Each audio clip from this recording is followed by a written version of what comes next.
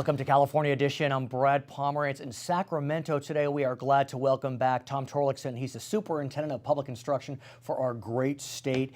And I want to speak about our great state and our way, as we call it, the California way. Talk to us about the California way as it relates to education. Well, thanks, Brad. And I'm a teacher, so I'm an optimist Yes. by nature, and I'm now more optimistic than I've ever been before about the direction public education is taking in California. We call it the California way. In several dimensions, we're unique in what we're doing. We're leading the nation in what we're doing. There are three key areas. We have the local control funding formula, which targets more of the resources dedicated to education to students and schools that need it the most. And let's talk about funding. There's the three elements: funding, standards, and accountability. We'll take it methodically. Sure. Mr. Torlakson, Yes, teacher, yes. as you are. And in terms of funding, LCFF, it's in its second year? Second year, Second yes. year, and I've spoken with many folks on school board superintendents, and the report card's pretty good. The report card's pretty Yes. good on LCFF. Yes. Is that what you're hearing? The report card is very good, and it's coupled with accountability and Right. coupled with the implementation of the new standards. But it's a fair way to approach it, and we're going to get more bang for the buck because we're targeting to students who have the greatest needs, to English learners who we have to bring up to proficiency in English and academic success to be a strong economy in California.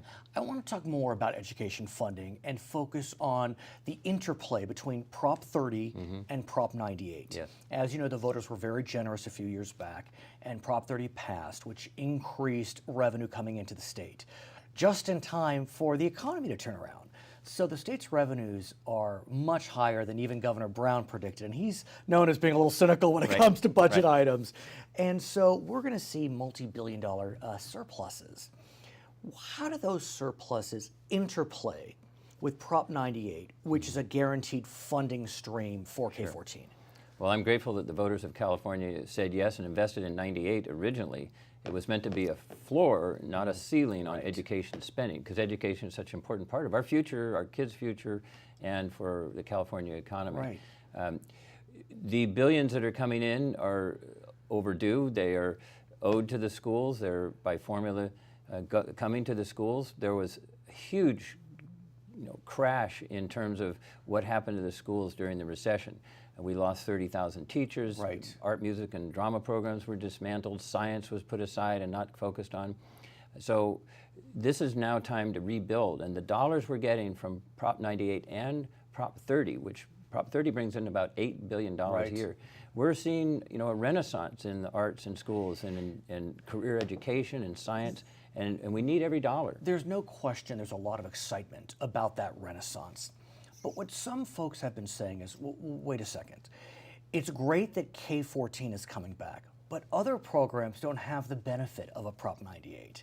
And so is there any way to kind of spread that largesse in such a way that all programs, be it social services, be it transportation, whatever it may be, can benefit from an improving economy in Prop 30?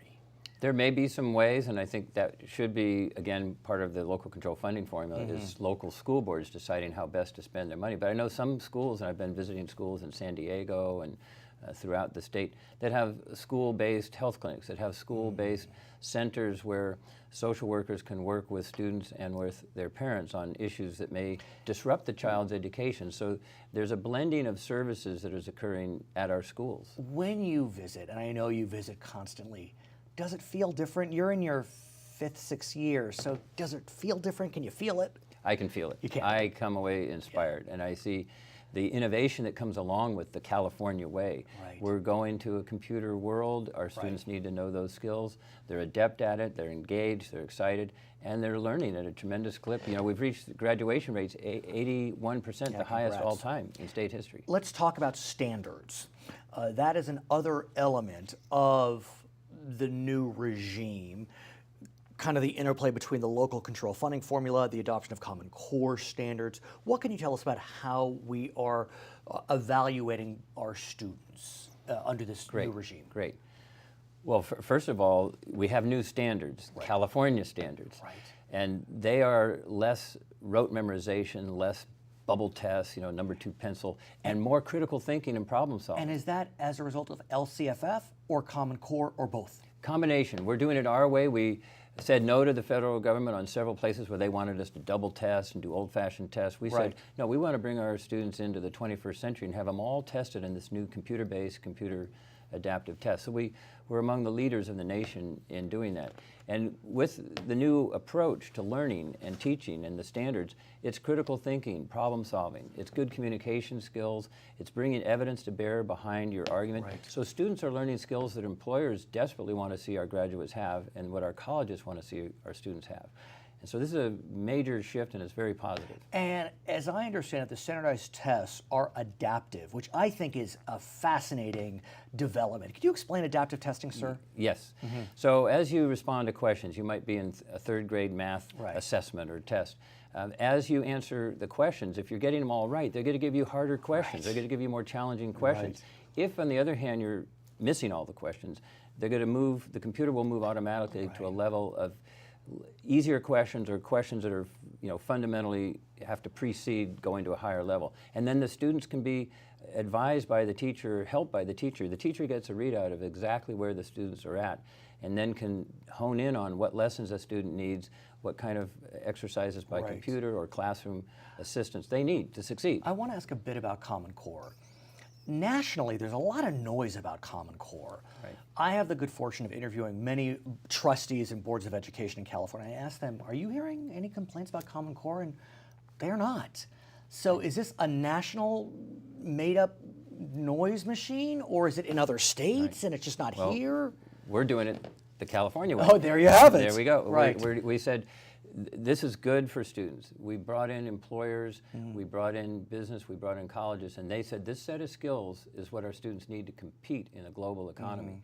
And so we're calling it our California state standards. And the Common Core is confusing, and like you say, in other states, there's war, division, there's a lot of contentious arguing. Are you hearing division on Common Core in California? Not much at all. Yeah. And we aimed by early on reaching out to the broader community, different civic leaders as well as business leaders, to let them know this is good for our state. Along those lines, let's talk about the third leg of the California way, accountability, both student and teacher. Yes.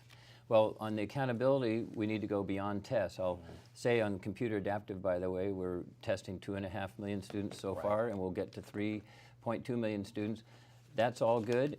But should the test score be the only way to measure a student's success or a school's success? I believe not. I think we need what we're calling a dashboard, multiple measures. Yes, the test scores are important, they're an indicator, but what about graduation rate? What about career education? What about other factors that lead to success for our students? Test scores can be fighting words for teachers.